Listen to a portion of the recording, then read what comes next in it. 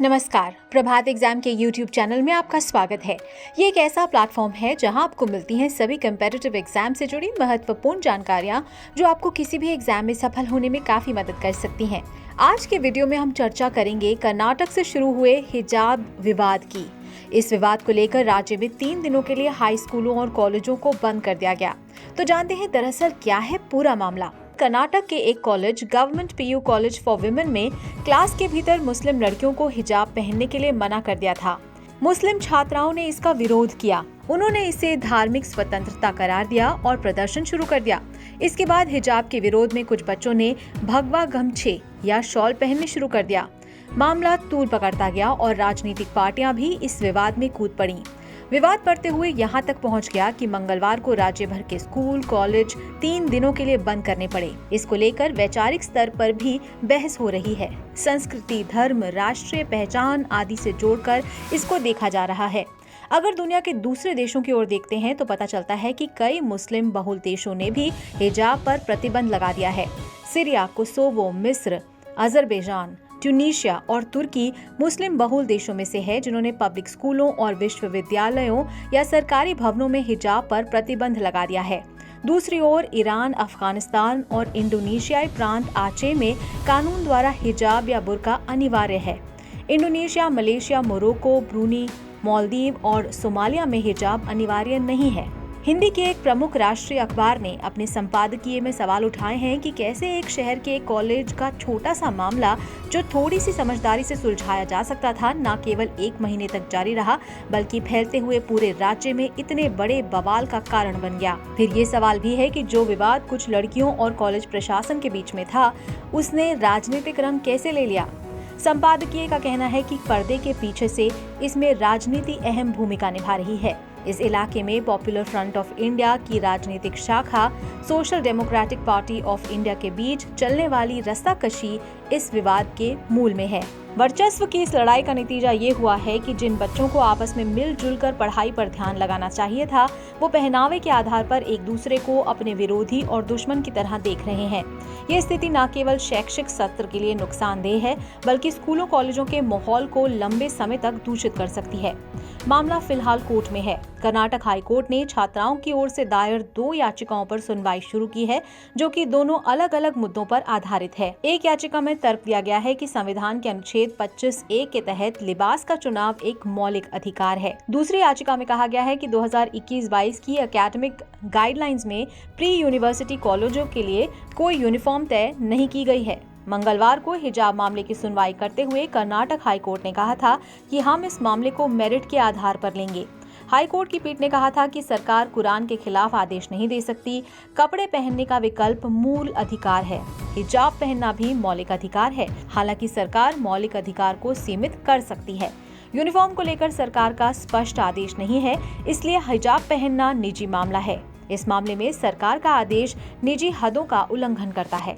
अब समझते हैं कि हिजाब से जुड़े ताजा विवाद में अधिकारों पर क्या कहता है संविधान। संविधान का अनुच्छेद 19A कहता है कि सभी नागरिकों को अभिव्यक्ति की आजादी है। आर्टिकल 19(2) कहता है कि सरकार आर्टिकल 19 के तहत मिले अधिकारों पर कानून बनाकर तार्किक पाबंदियां लगा सकती है।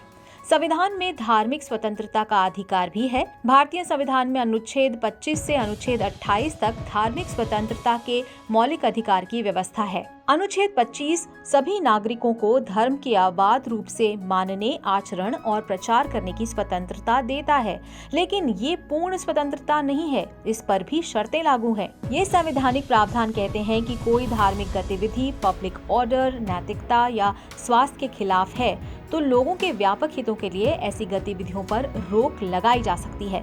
लेकिन ये कैसे तय होगा कि किसी गतिविधि या धार्मिक रिवाज से पब्लिक ऑर्डर को कैसे खतरा है या नैतिकता के खिलाफ कैसे है? यही वजह है कि अधिकारों पर बंदिश से जुड़े नियम या कानून के मामले अक्सर न्यायपालिका में पहुंचते हैं ताकि उनकी न्यायिक समीक्षा हो सके। सवाल ये भी है कि कानूनी हिसाब से धर्म को आखिर कैसे परिभाषित किया जाना चाहिए। हिंदू रिलीजियस एंडाउमेंट्स मद्रास के कमिश्नर बनाम लक्ष्मींद्र तीर्थ स्वामियार श्री शरूर मठ मामले में सुप्रीम कोर्ट ने कहा कि धर्म के तहत वो सभी संस्कार, अनुष्ठान, प्रथाएं आएंगी जो किसी धर्म के लिए अभिन्न है। जैसे एम इस्माइल बनाम भारत सरकार 1985 मामले में सुप्रीम कोर्ट ने आदेश दिया कि मस्जिद इस्लाम का अभिन्न हिस्सा नहीं है और मुस्लिम किसी भी जगह पर नमाज पढ़ सकते हैं। उसी तरह 2016 में सुप्रीम कोर्ट ने एक महत्वपूर्ण फैसले में कहा कि दाढ़ी रखना इस्लामिक रीति रिवाजों का अनिवार्य हिस्सा नहीं है। तलाक बिद्दत यानी 3 तलाक मामले में भी सुप्रीम कोर्ट के सामने ये सवाल उठा, ये इस्लाम का अभिन्न अंग है या नहीं। सर्वोच्च अदालत ने 3 तलाक को इस्लाम का अनिवार्य हिस्सा नहीं माना और इसे गैर कानूनी और असंवैधानिक करार दिया। हिजाब का मामला भी अलग अलग समय पर अलग अलग अदालतों में उठ चुका है। नदा रहीम बनाम सीबीएसई 2015 मामले में 2 लड़कियों ने सीबीएसई के all India pre medical test यानी AIPMT टेस्ट के लिए ड्रेस कोड को केरल हाई कोर्ट में चुनौती दी। सीबीएसई ने नकल और अनुचित साधनों के इस्तेमाल के कारण ये ड्रेस कोड जारी किया था। हाई कोर्ट ने दोनों याचिकाकर्ता छात्राओं को हिजाब पहनकर एग्जाम में बैठने की अनुमति दी, लेकिन सीबीएसई के नियम को भी सही ठहराया। कोर्ट ने कहा कि धार्मिक मान्यता की वजह से जो लोग निर्धारित ड्रेस कोड से इतर कपड़े पहनकर एग्जाम देना चाहते हो वो सेंटर पर कम से कम आधा घंटा पहले पहुंचे ताकि उनकी सही से जांच हो सके। 1 साल बाद इसी परीक्षा के लिए सीबीएसई ड्रेस कोड का मामला फिर केरल हाई कोर्ट में पहुंचा।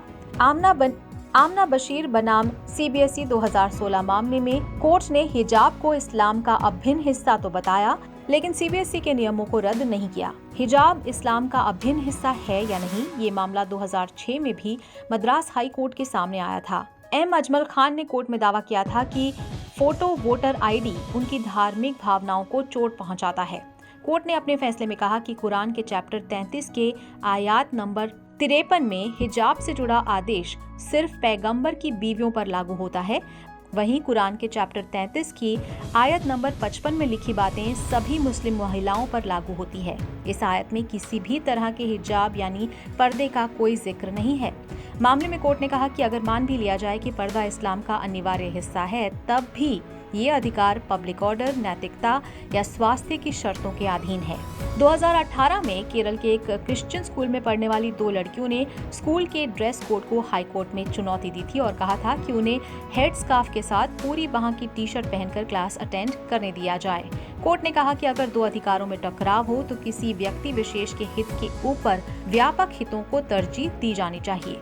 कोर्ट ने कहा कि इस मामले में व्यापक हित संस्थान के मैनेजमेंट का जुड़ा है। बॉम्बे हाई कोर्ट ने भी फातिमा हुसैन सैयद बनाम भारत एजुकेशन सोसाइटी 2002 के मामले में एक छात्रा को सिर पर स्कार्फ बांधकर स्कूल में जाने की इजाजत नहीं दी थी।